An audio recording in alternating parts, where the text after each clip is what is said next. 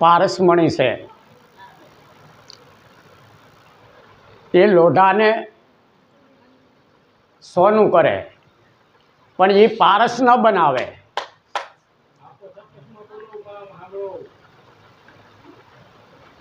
पारस, हाँ हाँ, पारस और संत में बड़ा अंतरा जान.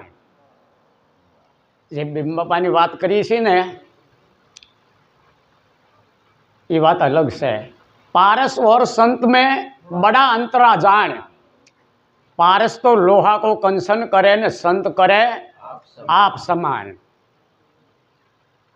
जेना આપણે નામ ઉપર અત્યારે બેઠા છીએ એ શબ્દથી વર્ણન અમુક થાય નહીં, અમુક શબ્દમાં આવે નહીં, કારણ કે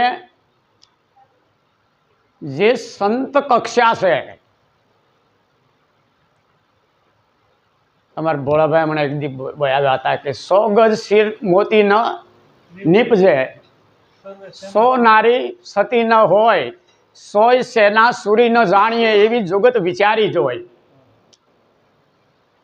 કારણ કે ધન્ય ભાગ્ય છે આપણા કે કોરડાની અંદર આવા સમર્થ પુરુષની જે સત્ર છાયા છે કે કોલવા ભગત હજારો વર્ષ થયા અવારનવાર એવા જાગૃત સંતો અને આમ ઉપર હાથવાળા સંતો કાયમ એમને અવિરતપણે થયા, હાલમાં છે અને ભવિષ્યમાંય થશે. કારણ કે કોલવા બાપા પછી 2 સંત નાનજી બાપુ અને મેઘજી બાપુ પટેલ અમારે આ અમને બધાને લાઈન માથે ચડાવ્યા હોય તો એ 2 સંતો, અને એને સ્વીકારી લીધા ભીમ બાપાએ, અને પાછા આ નાની પેઢીને લાઈનમાં લીધી હોય તો આ ભીમ બાપાએ. એટલે કારણ કે જે ભૂમિકાની અંદર પાદર જાતા આ પરસો દેખાય છે, નાના મોટા ના હૈયા હરખાય છે. કારણ કે જે ભૂમિમાં હમણાં આકડિયા પ્રોગ્રામમાં તો ત્યાં વાત કરી હતી કે ભાઈ જે ગામની અંદર સંત મેળાવડા મહિને 2 મહિને હોય જ, એ ગામની અંદર જે બાળકનો જન્મ થયો એ બાળક કેય ભાગશાળી કે પારણામાં હુતાય આ માઇકના શબ્દો સંભળાય. એમ આપણે કોરડાની અંદર અટાણે લુડધારની અંદર અમને ગૌરવ છે આ માતાઓનું ભાઈઓનું. નકર અહીંવાળા અમને એમ કહેતા પહેલાં ભીમ બાપાને અમે 2 જ આવતા હતી, આ ભોળાભાઈ નહોતા. એમ કહેતા કે તમે જે દેહો એ તમારું જાહે. અહીંવાળા ભાઈઓ એમ કહેતા, પણ અહીંયા જ ગુનો થતો અને અહીંયા જ આ જાગૃત પુરુષો થયા. એ ભીમ બાપાની મોટી કમાઈ છે, એનો મોટો પુરુષાર્થ છે.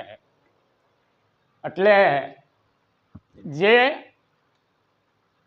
સોનું છે એને સોનું જ કહેવાય. એથી વિશેષ મહત્વ એનું શું આપવું, સોના સિવાય શું કહેવું. અને નાના મોટા ઘાટ સૌ કોઈ સૂક્ષ્મ ને કોઈ વૈરાટ. આગળ મારા સત્સંગ આવેલો તો ત્યાં એ જ વાત થઈ હતી કે પ્રીતમદાસની ચોપડી એક મેં ખોલી તો નિરોગી ભજન, નિરોગી કોને કીધું છે કે એકેય કડીની અંદર જગતનો આવ્યું હોય અને સ્પેશિયલ સ્વરૂપ માથે વાત આલી ગઈ હોય. આખું ભજન એવું એક ભજન એની અંદર છે, ભાઈ તું સસીદાનંદ સુખધામ, અણુ અણુમાં આપ રમો છો ઠાલું નથી કોઈ ઠામ, ભાઈ તું સસીદાનંદ સુખધામ. પછી જોજો ગુરુ લક્ષ માથે આવેલું છે ભજન આખું કે જળ તંગ રહે નહીં જૂજવા, જેમ હાટકમાં હાર. જળને અને તરંગને જુદા કરવા જાવ તો એ કોઈ દિવસ થાય નહીં, કારણ કે જળ નિજ તરંગ છે. જળ તરંગ રહે નહીં જૂજવા, જેમ હાટકમાં હાર. એમ તુંમાં હરીને હરીમાં તું, એમ નિગમ કહે છે નિર્ધાર. હવે હોનાનું ઘરેણું હોય, હવે આપણું ઘાટ માથેથી ધ્યાન હોના માથે જાય તો આખું ઘરેણું છે હું હોનું જ છે, કણે કણની અંદર પારે પારાની અંદર હોનું છે. એમ આ પંચભૂતનો ઘાટ આપણે દેખાય છે, પણ પગથી માથાના શિખા સુધી બ્રહ્મ સ્વરૂપ જ છે. આનીથી એક અંગૂઠો છૂટો પડે એટલે એની કદી કશી કિંમત. એટલે કીધું ભાઈ તું સચિદાનંદ સુખધામ, જળ તરંગ રહે નહીં જુજવા જેમ હાટકમાં હાર, એમ તુંમાં હરીને હરીમાં તું એમ નિગમ કહે છે. નિર્ધાર ગોતવાનો છે નહીં, નક્કી કરવાનું છે જાત નિર્ણય. પછી કહેશે નક્ષિક સુધી એમની પૂતળી, એમ તણો શણગાર, આજુબાજુ એમ બિરાજે એમ તણો વિસ્તાર. ભાઈ તું સચિદાનંદ સુખધામ.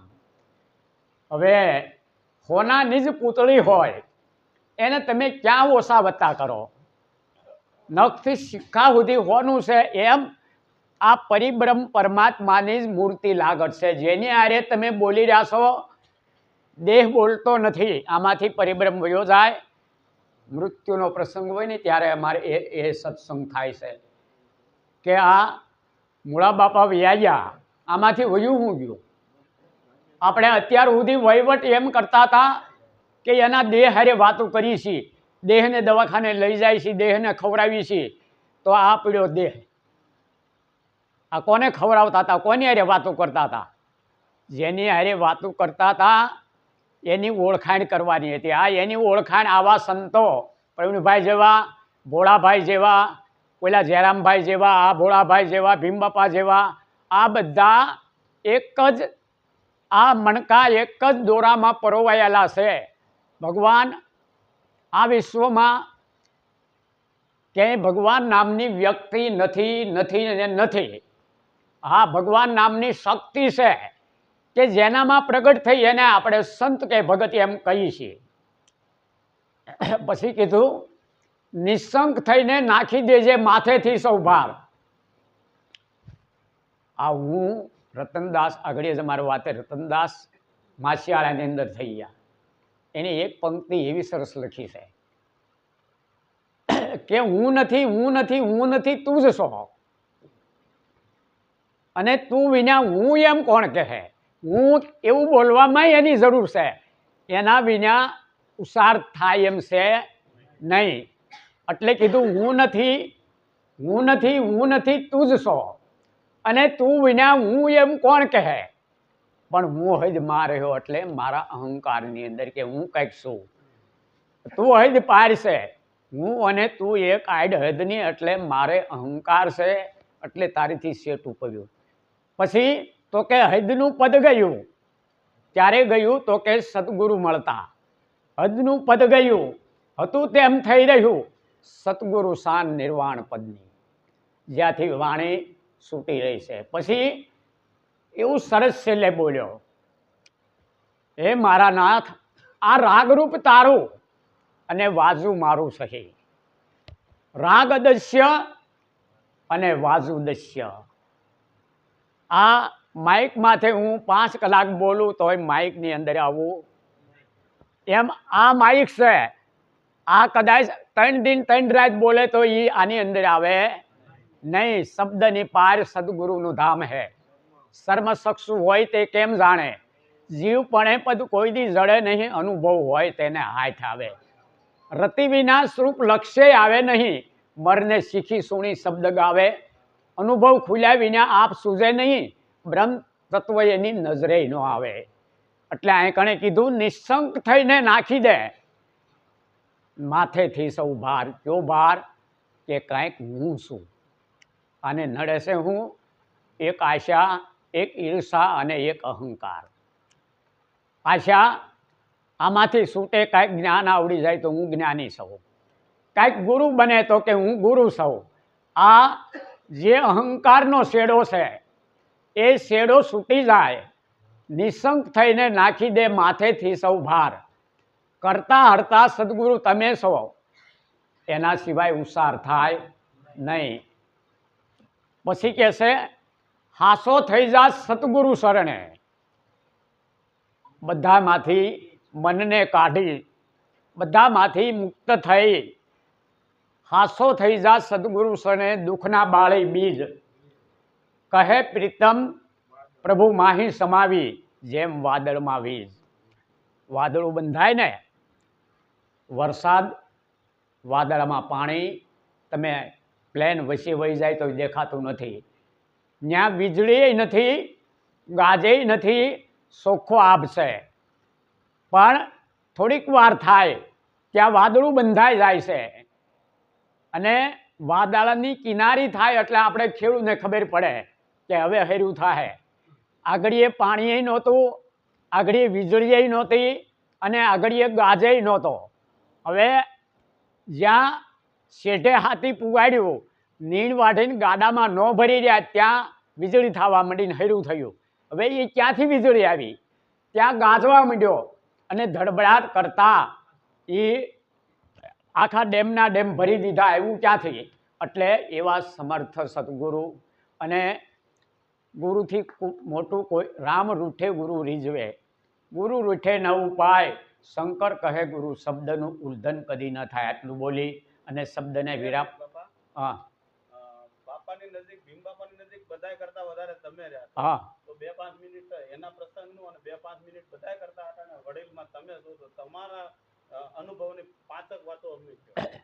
તમારો જાત અનુભવ કે આ જગ્યાએ તમે આવી અને તમને શું અનુભવ થયો એ પ્રસંગ અમને જરા 5 મિનિટનું કહો. હવે જે ભીમ બાપાના સાનિધ્યમાં જે એમની આત્મશક્તિ સામે બેહીને તમે ન કરી શકો, કારણ કે એ અવાસ્ય પદ છે. વાણી ન પહોંચે વેખરી, વેદ ન પહોંચે ચાર, ગુરુગમથી એ પદ પામીએ અનુભવ ઉઠે લગાર. અનુભવે પદ પામતા એ પદ છે તુર્યાતીત, પોતે કહ્યું ને પોતે સાંભળ્યું એ દઢ અનુભવની રીત. આવી જેમની એકતા હતી જગત જેવું છે નહીં. અને એક મેં રચના કરી છે, તે કીધું તમારું કંઈક બોલો, એટલે બોલી નાખું નકર સમય જાય. કે એને કરતા તમે સમજાવો છો એમાં જ મજા આવશે. ભલે બે કે બાહિર ત્યાગો અંદર જાગો, આનંદ ઉઠે અપાર જગમાં ધન્ય એની કમાઈ.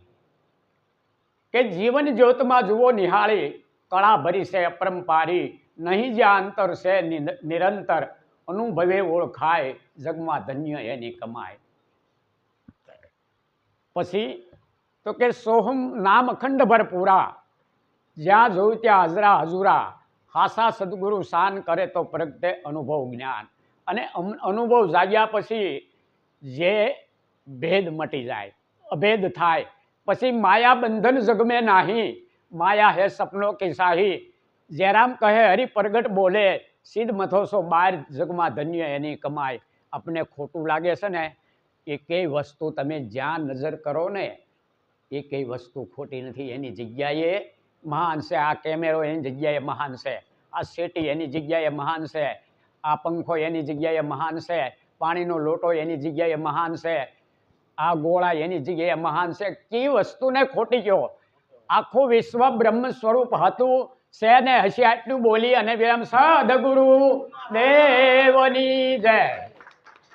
હવે પ્રવીણરામ મહારાજ જેને સાંભળીએ છીએ, સાંભળવાની ઈચ્છા છે. કારણ ભગતને છે ને એની પાસે માયક હોય એટલા બધા અનુભવી પુરુષ છે.